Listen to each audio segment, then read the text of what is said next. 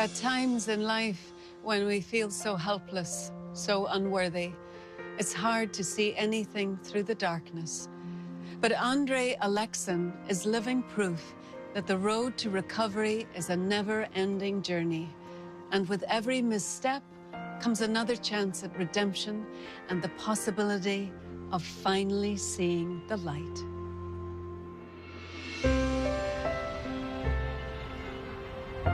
The City of Angels is full of dreams, but Andre Alexsen had his shattered at a very young age. As a child, I had ADD and dyslexia.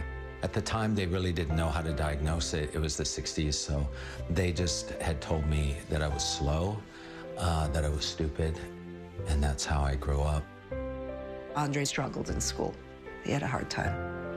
He probably did feel dumb because he always had to work harder and harder and harder. Andre decides if he isn't going to be one of the good students, he's definitely going to be one of the bad boys. I wanted to be a cool kid, and I just started junior high school, and my parents, they started fighting, and I had heard that it was my fault. So when they started to get a divorce, I just went in my own direction, and at 13 and 14, I started smoking pot, doing drugs. At the age of 16, Andre goes from using drugs to selling them too. I was extremely successful. I started snorting cocaine faster than I could sell it. I started growing indoor marijuana in large houses and was very good at what I did. And I was pulling in $40,000 to $80,000 every 2 months out of an indoor grow room. I knew it was wrong, but I wanted to show everyone. I wanted to make up for not being good in school and everything else. And at that point, I didn't care how I did it. My mom and I knew that he was getting into pot and smoking, and then later on, heavier drugs. And it was always the same story. Oh, this one last time. But there wasn't a last time. It just got worse and worse.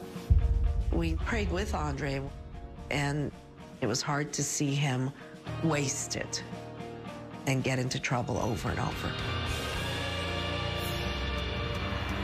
As the years fly by, Andre makes a habit of finding trouble as often as he can. I was always scared. It was just a matter of time before we got a call that he couldn't get out of it this time, or that he wasn't so lucky this time. My addictions just destroyed my connection, or what little connection I had left with my family. It was just brutal. It's a false sense of reality that you get into with this world, but then you realize you can be in a room full of 100 people, but you're still alone. And I was just so alone, and I couldn't take it. Looking for a way to capitalize on his dangerous lifestyle, Andre lands a job as a Hollywood stuntman.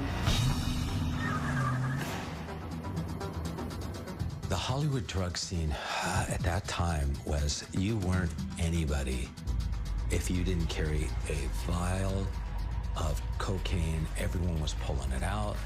You could get it from anybody back then. I always felt that Andre had 9 lives. He was always very lucky. He would survive things that most people wouldn't.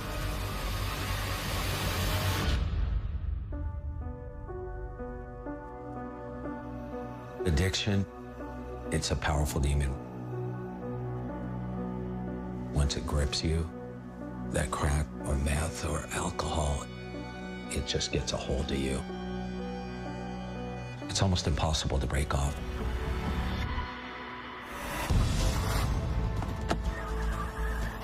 And Andre is getting dangerously close to crossing the line between life and death. You can only play so long before your life spirals out of control. And that's what happened to my life. You just get deeper and you get darker and darker and darker until you either die or it gets so dark it scares you into a reality where only God can get you out.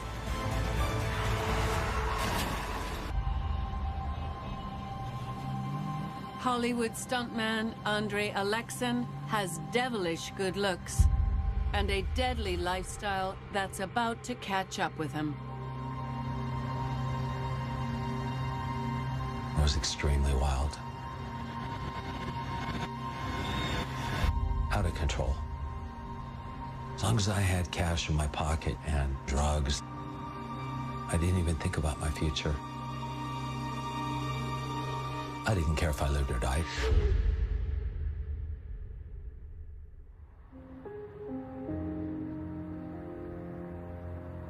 He took no responsibility for anything.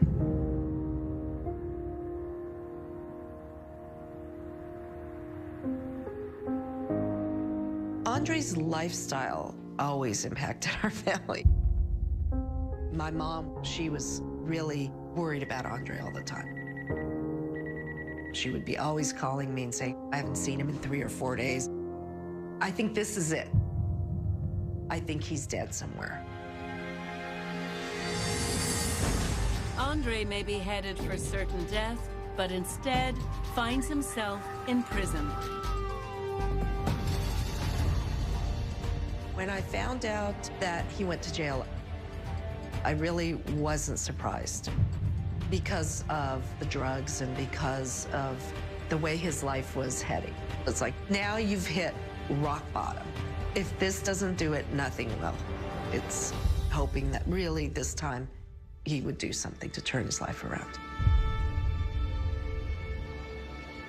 When I looked around and I realized that all these killers and other drug dealers were around me, part of me said, these guys are just like you. They're all the same. It really messed me up. And I really felt alone. I still knew and felt that there was a God, but I wasn't ready to listen. I was more scared about confronting God about all the bad things I did that I would have to pay for than I was about moving forward.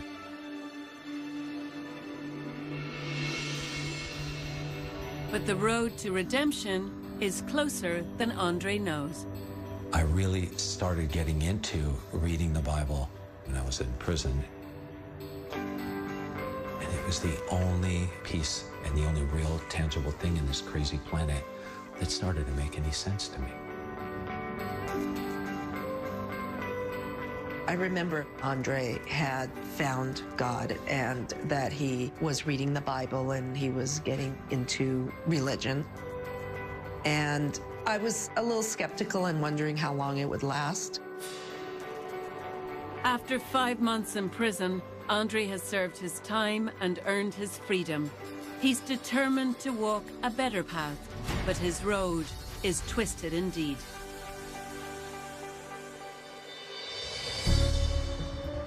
Even after I found the Bible, I still was going down the wrong path. The old past doesn't want to let go. Andre is drowning in darkness when his mom shines a little light on him. My mom gave me the silver cross, and it's a big cross because I needed big faith. She knew that I was in deep and that either I was going to go to God or I was going to die.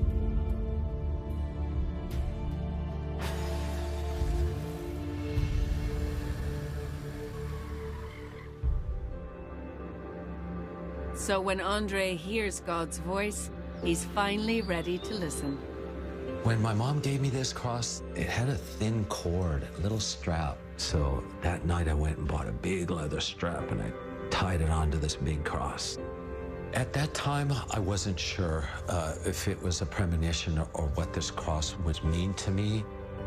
I always felt good about the cross, and then when I put the leather strap on this cross, I felt a great sense of comfort and more peace. At this point, I was feeling good about my relationship with God. It's been months since Andre has felt this good, and he plans to celebrate with the girl in his life. I felt excited for the day. It was July 27th. It was a hot summer day. My girlfriend and I were going to go for a drive. She had asked to drive, so I was in the passenger seat. We had the top off on the car, and we were heading up to Santa Barbara. 45 minutes into the drive, we were driving, and it's a section of the freeway known as Blood Alley, because there's so many deaths there. So many people have died on that stretch of highway. It's scary. As soon as you turn into the fast lane, the freeway takes a sweeping turn like a bank. It's real dangerous. For once in his life, Andre isn't looking for trouble, but it's about to hit him head on.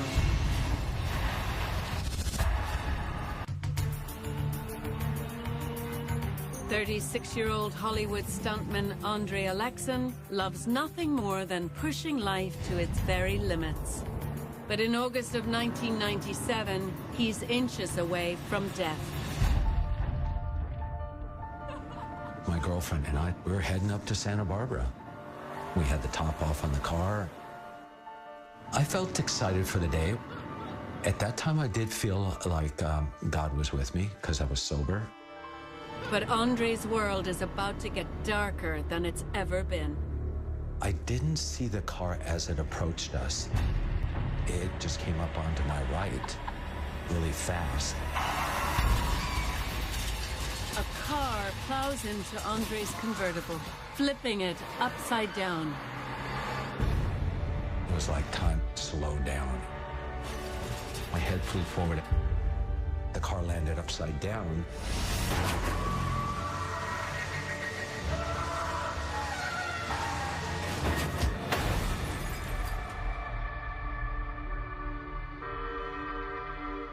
Andre's head should have hit the pavement, but it didn't. This strap had hooked onto the emergency brake, keeping my head down. If I wouldn't have got hooked on the emergency brake when the crash happened, my head would have been tore off. From the chest up, not just the top of my head, would have been ripped off by the highway upside down with the car. Andre's faith, however flawed, has saved his life, but his girlfriend's fate hangs in the balance. I remember trying to get out because it was smoking. Andre's cross is still securely wrapped around the emergency brake. I unhooked the cross. I flailed out of the wreckage. At that point, I ran around to the other side of the car, and I saw a pool of blood collecting. I'm pulling her out of the car. She's under the car. Her head was really bad. It was a lot of blood. I got my shirt off. I'm holding her head, trying to stop the bleeding. I grabbed my mangled phone. I got one phone call off to 911. I could barely hear them. And I told them I'd got in an accident. The phone went dead.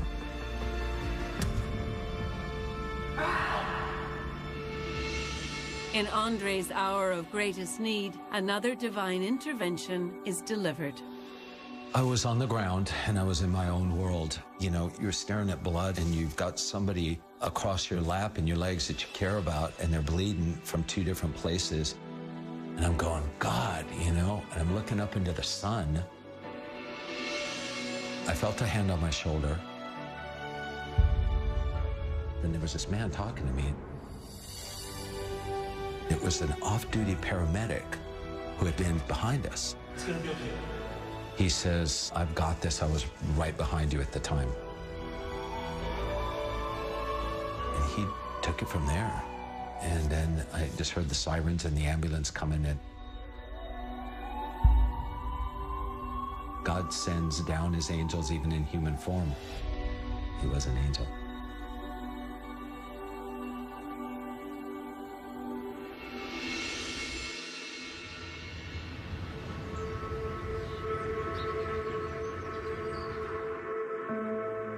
Andre's sister, Yelena, gets a phone call she's long been fearing.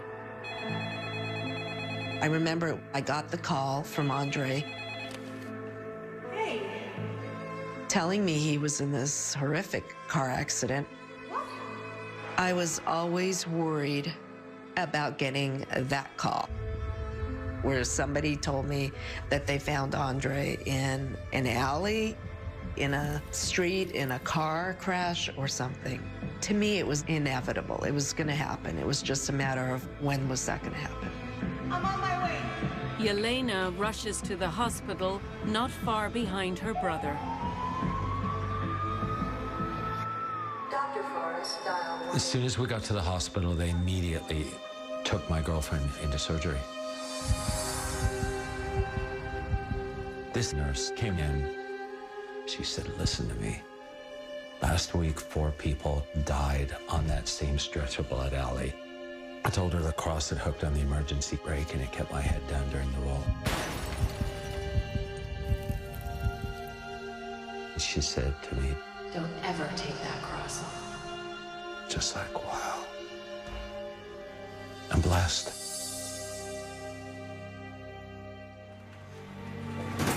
I rushed over to the hospital. I was shocked that he was standing in one piece. Andre. I was surprised that he walked away. You can only be so lucky so many times. But I remember specifically the cross and telling Andre I would never take that cross off.